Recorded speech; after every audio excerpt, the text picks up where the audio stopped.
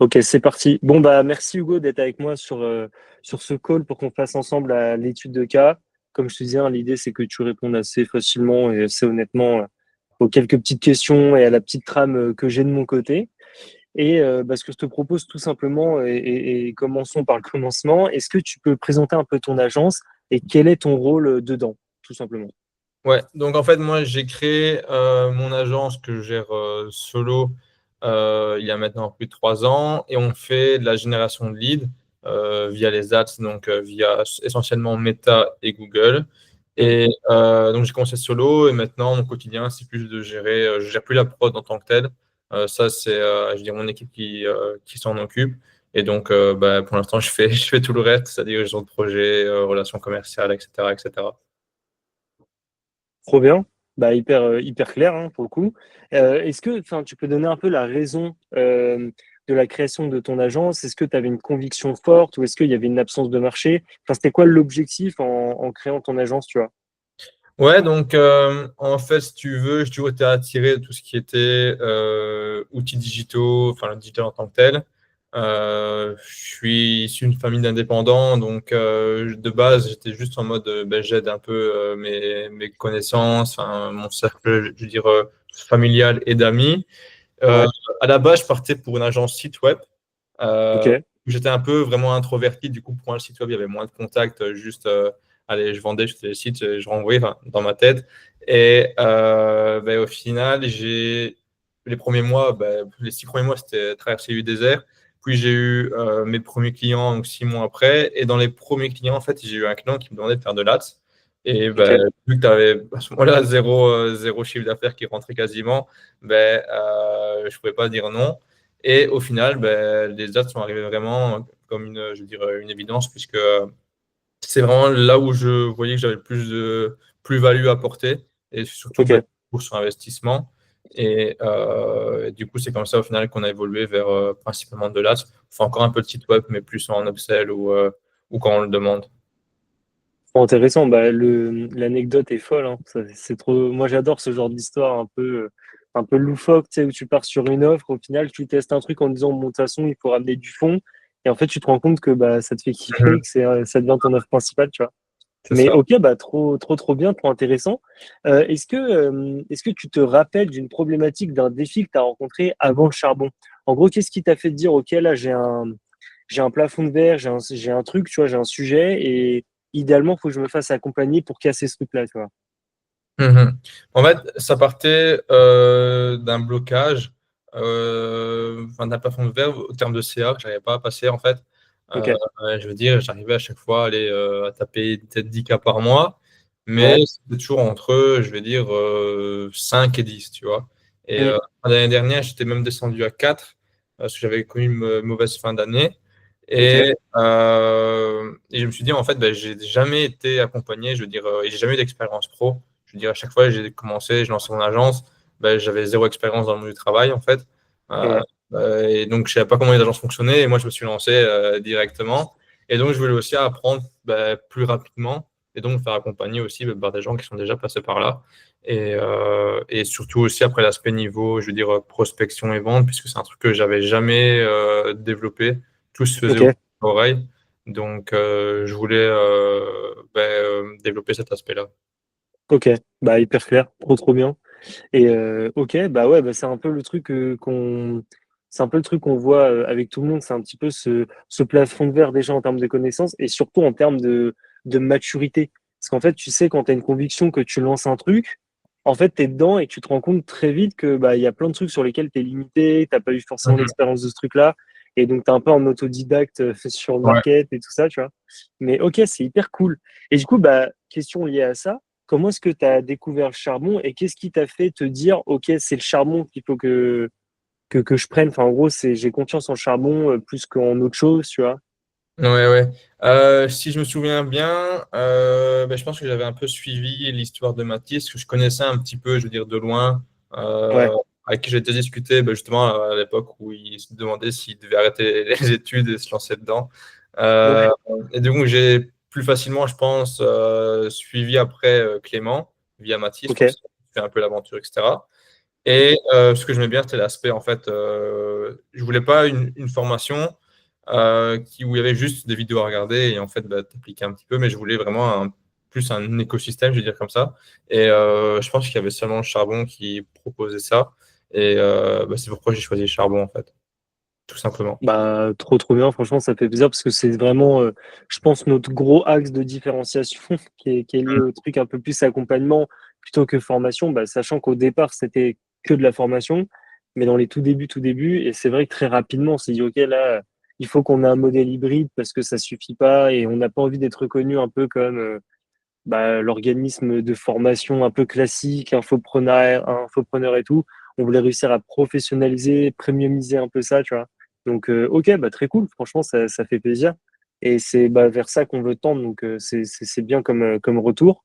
Et du coup, est-ce que tu peux nous donner, c'est ultra approximatif, hein, mais un ordre d'idée sur le plan quantitatif, tu vois, que ce soit en termes de chiffre d'affaires, de marge, de nombre de clients signés, peu importe, un peu le step-up que tu as pu avoir entre le avant Charbon, le après. Est-ce que tu as constaté un vrai apport quantitatif, tu vois, ou Mhm. voilà. Ouais, mais en fait, donc je disais, avant de rejoindre le Charbon, j'étais descendu à 4 CA par mois, donc vraiment rien du tout par rapport où j'avais été, parce que je m'étais mis, en fait, j'avais perdu un ou deux clients, et l'erreur que j'ai faite, c'est vraiment de me dire, bah, OK, vu que j'ai perdu des clients, ben, ça, je vais refaire un peu d'opérationnel moi-même, mais au final, j'ai plus rien fait à côté, donc j'avais plus des events network, etc., où je pouvais Hmm, parler de mes clients.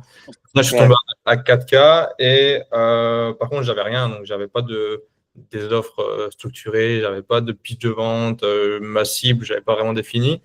Et en fait, déjà tout ça, ben, c'est un gros travail qui avait été fait donc avec Clément au début de l'accompagnement.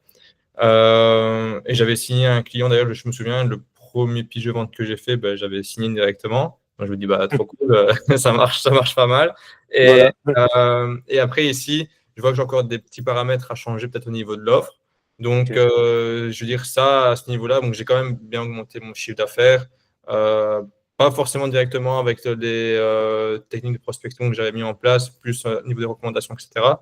Mais quoi qu'il en soit, au niveau pitch de vente et autres, ben, ça m'a aidé quand même je dirais, à soulever des objections en call.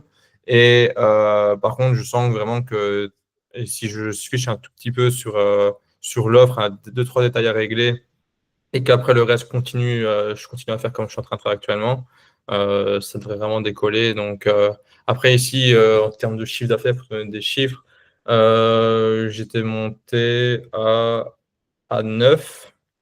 Et Ouais, là, mon moins bon mois, il a 6,5, je pense. Tu vois, ok. il y a quand même une petite progression.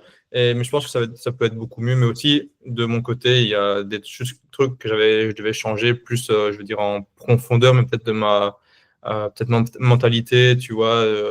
Par exemple, être plus, je veux dire, rapide dans l'exécution, tu vois. Et ça, c'est Ok. aussi ce que j'ai appris au mastermind au niveau avec la masterclass sur l'organisation Ouais, qui pouvait paraître bateau. Au final, quand tu regardes le thème organisation, bah oui, j'ai mon agenda, j'ai mon truc de to-do et tout. Et mais ça va beaucoup plus loin que ça. Et là, j'ai vraiment eu le déclic, je pense, en mode, en fait, je fais qu'éteindre des feux toute la journée. Et donc, au final, la prospection, etc., ben, je ne la fais pas assez et assez rapidement. Donc, je pense que ça peut aussi venir de là. Mais donc, grâce aussi au mastermind j'ai suivi là, le week-end dernier, enfin la semaine dernière, je pense que ça peut vraiment débloquer et accentuer aussi l'accroissement du chiffre d'affaires. putain, c'est génial. Bah, merci en tout cas pour ce retour très authentique. Mais en tout cas, ouais, c'est hyper intéressant ce que tu dis parce qu'effectivement, en fait, ça montre aussi que le charbon, tu vois, on n'est pas là pour avoir finalement que cette promesse. Ça, c'est un truc finalement qu'on se rend compte de plus en plus, c'est que il y a beaucoup de valeurs autour. Et des fois, c'est ce que je dis souvent aux agents, c'est mieux vaut repartir de zéro et mieux vaut finalement écraser un peu ses offres, revoir son pitch Mhm. en fait, avoir tout ce travail de fond qui est un peu sous-coté, tu vois, et qui permet tout simplement, en fait, que derrière, on puisse dérouler de la meilleure des façons.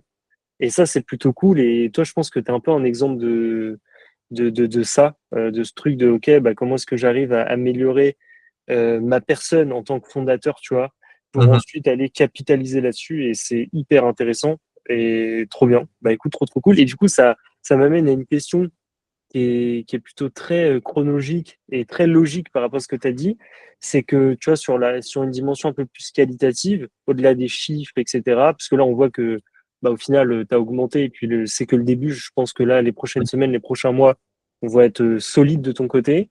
Euh, Tu vois, genre nous, notre promesse, c'est doubler le CA en maintenant 60% de marge, ça tu le sais.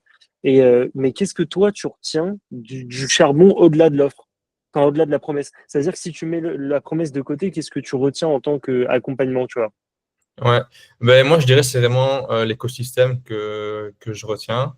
Et je pense que c'est Ok, même un truc que je me suis rendu compte aussi que j'exploitais pas assez, dans le sens où tu as l'aspect formation, tu as l'aspect coaching, l'aspect ouais. mastermind, où déjà là tu peux échanger avec un tas de personnes, que ce soit des futurs partenaires ou même des gens qui sont entre guillemets concurrents, mais qui Hmm. peuvent apporter énormément sur ce qu'ils ont traversé comme, je veux dire, allez, c'est un grand mot, mais comme épreuve comme blocage plutôt.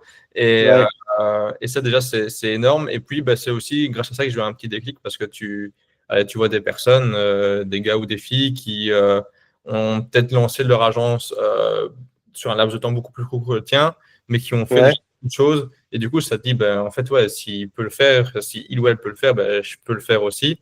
Et ça, c'était vraiment aussi un gros déclic. Et puis, il y a le school avec les coachings groupés. Et même aussi échanger avec les membres, que ce soit dans le school ou en physique. Ça, c'est un truc que j'exploite pas encore assez et Hmm. je dois le faire.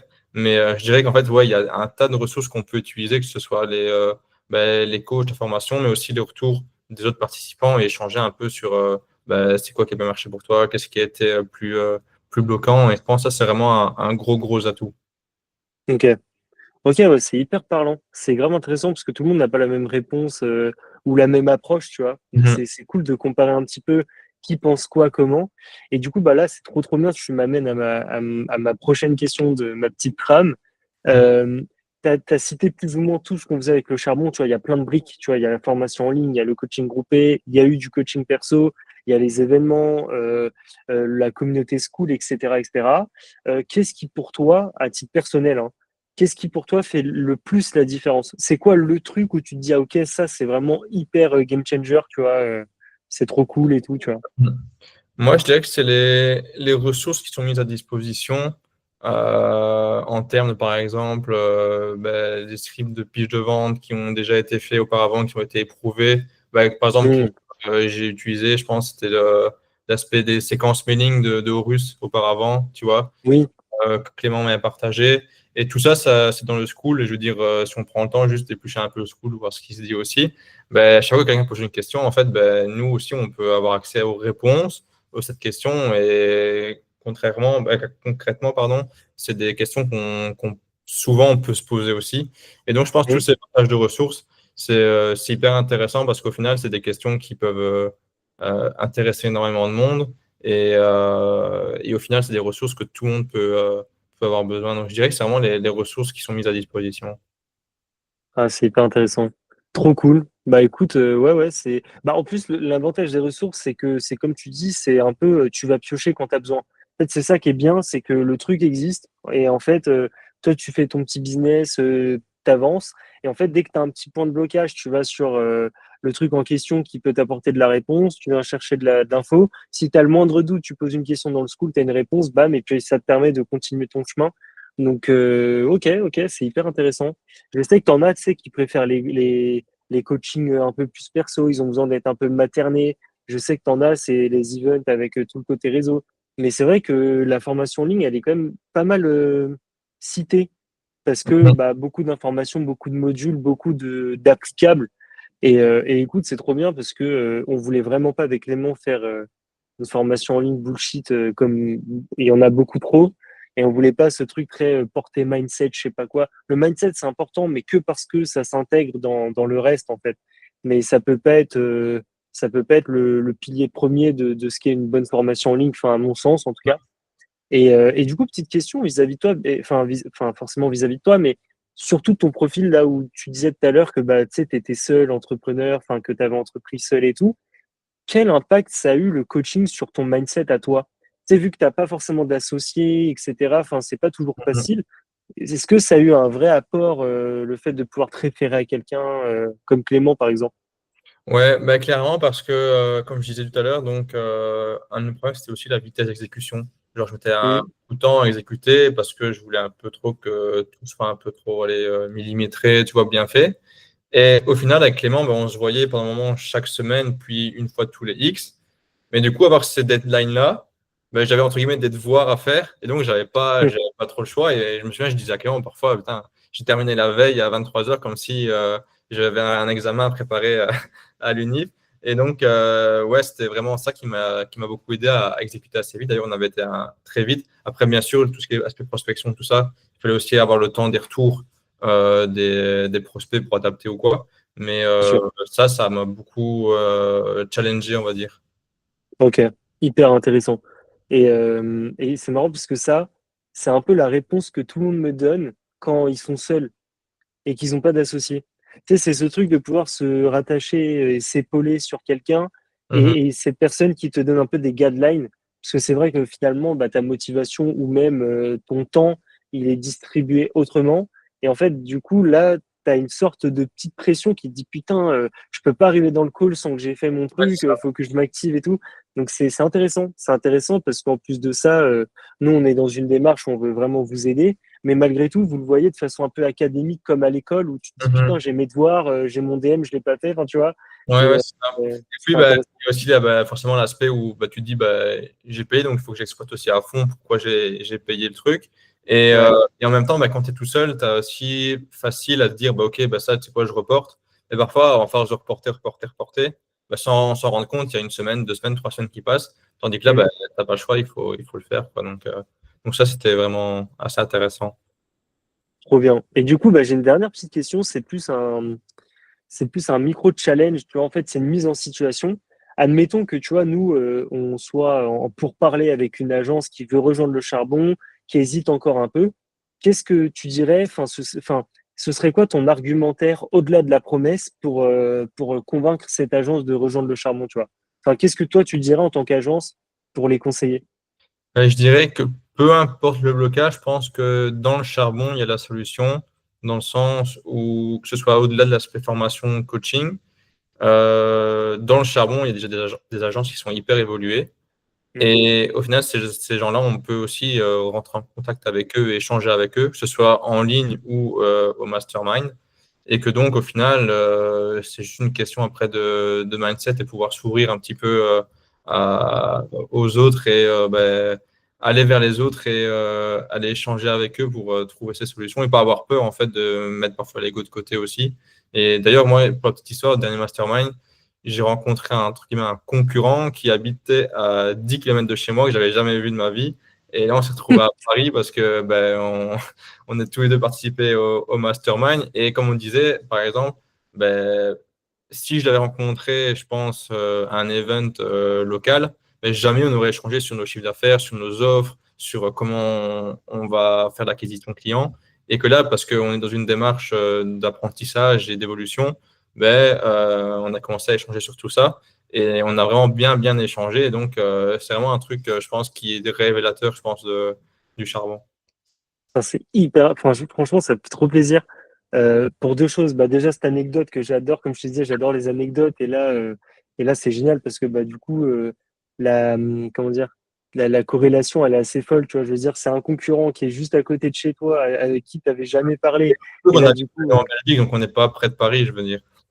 oui, ouais. Non, mais c'est ça qui est ouf, c'est de se dire, OK, au final, on n'a jamais pris du temps pour se parler parce qu'on se voit un peu en concurrent.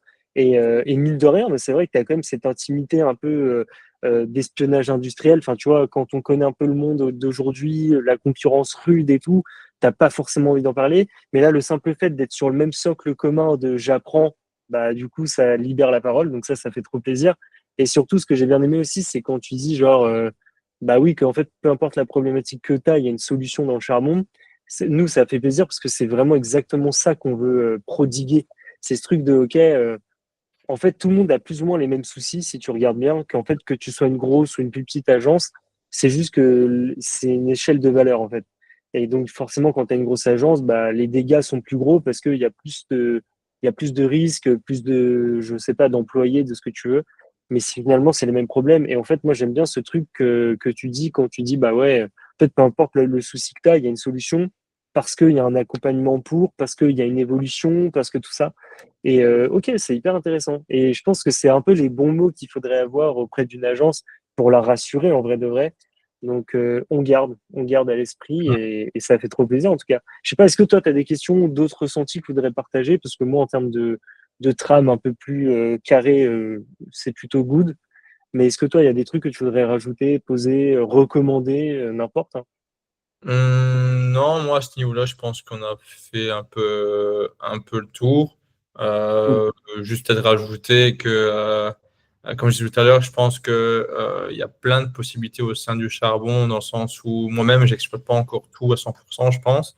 Et Ouais, je dois vraiment m'y mettre. Et j'ai eu le déclic ici récemment, suite surtout au mastermind et en parlant avec d'autres. Donc, je pense que si quelqu'un hésite à rejoindre le charbon, je pense qu'il n'y a pas à hésiter si tu veux faire évoluer ton agence. Voilà. Je pense que je vois pas ce que je pourrais dire de plus.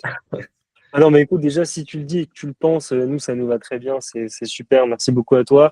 Et oui, par contre, là, du coup, je repasse en mode un peu coach, casquette coach.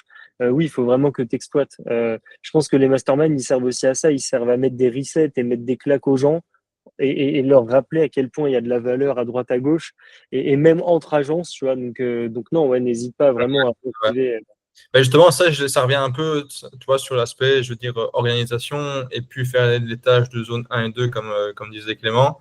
Parce que, ben, au final, si je l'exploite peut-être pas à fond parce que je suis aussi sur ces tâches-là. Tu vois ce que je veux dire? Exact. Donc, Ouais. ça, c'est un truc que là, je m'y attelle et il faut changer ça pour évoluer. Exactement, il faut que tu arrives à remonter un petit peu dans tes sujets. Comment est-ce que tu arrives à reprioriser à l'échelle d'un fondateur et pas à l'échelle d'un opérationnel? Mhm. C'est une question de posture, hein. Mais de toute façon, suis bien le truc que Clément avait lancé, tu sais, le truc Socrate, Ouais. qui te permet, toi, de faire remonter un peu tes zones 1 et 2 par rapport à la 3 et 4.